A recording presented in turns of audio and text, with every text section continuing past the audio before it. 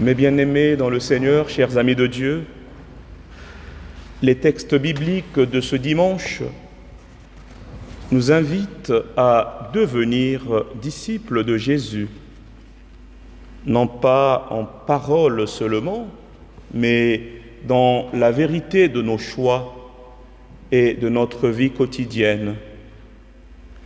La première lecture tirée du livre de la sagesse nous rappelle notre condition humaine. Quel homme peut découvrir les intentions de Dieu? Qui peut comprendre les volontés du Seigneur? L'homme, livré à ses seules forces, ne peut pas comprendre le projet de Dieu. Nos pensées sont limitées, nos jugements sont fragiles et nous nous laissons facilement égarer aussi par les soucis de la vie. Nous faisons souvent l'expérience de nos limites, de notre incapacité à tout prévoir et à tout maîtriser.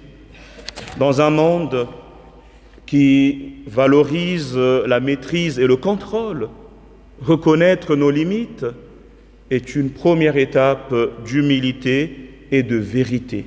Cependant, chers amis, Dieu ne se complaît pas dans notre faiblesse. Il nous donne son Esprit Saint pour que nous ne restions pas enfermés dans l'incertitude. C'est ton Esprit Saint qui nous a enseigné. Nous l'avons entendu dans la première lecture. C'est ton Esprit Saint qui nous a enseigné.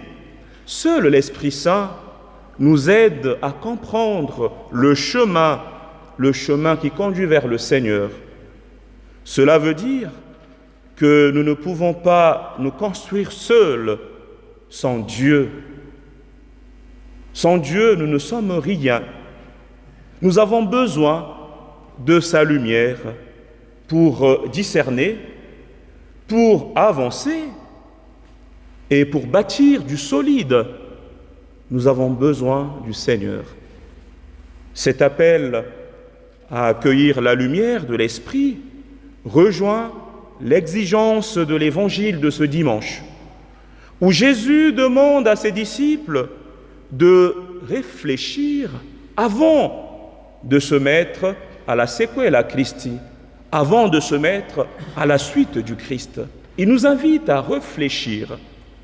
Chers amis, être chrétien n'est pas une décision facile, prise à la légère.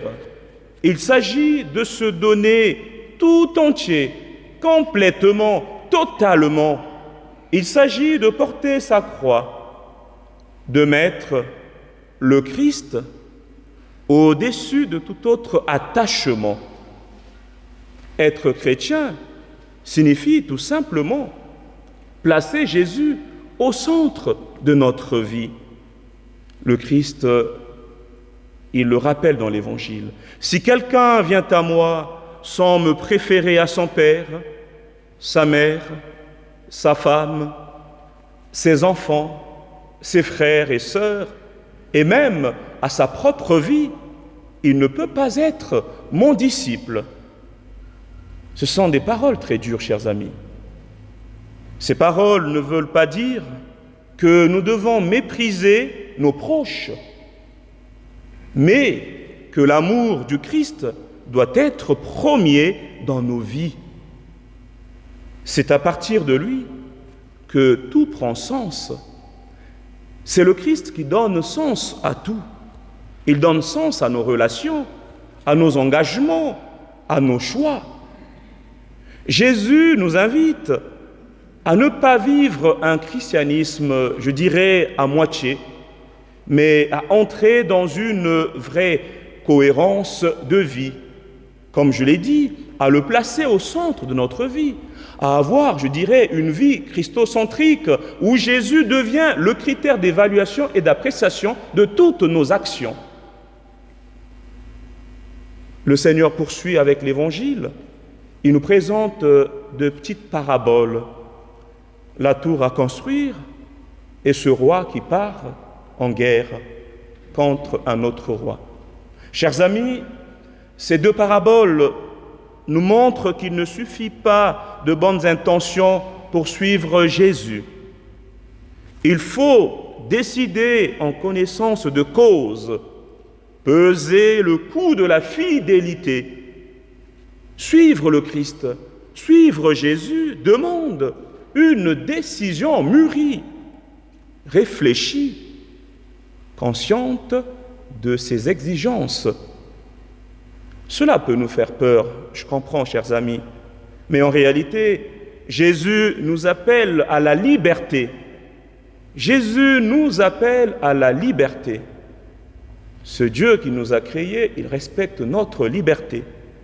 Mettre Dieu en premier signifie tout simplement éviter de nous laisser écraser par de faux maîtres, l'argent, l'image, encore les habitudes.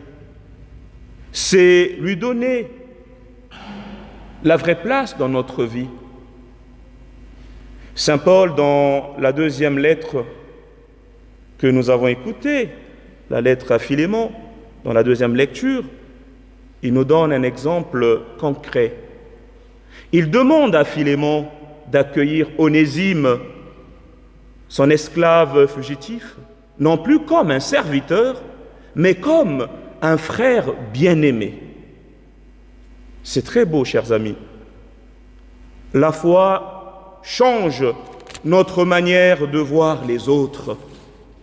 La foi nous libère de nos logiques de possession et nous ouvre à la fraternité.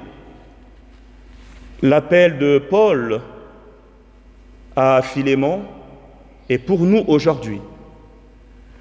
Accueillons les autres non pas selon leur statut social, leur histoire ou leurs défauts, mais comme des frères et des sœurs en Jésus-Christ. C'est cela qui fait de l'Église une vraie famille de Dieu. Alors, chers amis, la parole de Dieu nous appelle aujourd'hui à être sages, à reconnaître nos limites, à demander l'aide de l'Esprit Saint, à vivre la fraternité et à mettre Jésus, comme je l'ai dit, à la première place. Voilà tout ce que nous allons retenir. Ce n'est pas toujours facile, mais c'est la route de la vraie joie. Que le Seigneur nous aide à marcher chaque jour avec lui pour que nos vies soient pleines de sens et d'amour pour sa plus grande gloire et pour notre salut. Amen.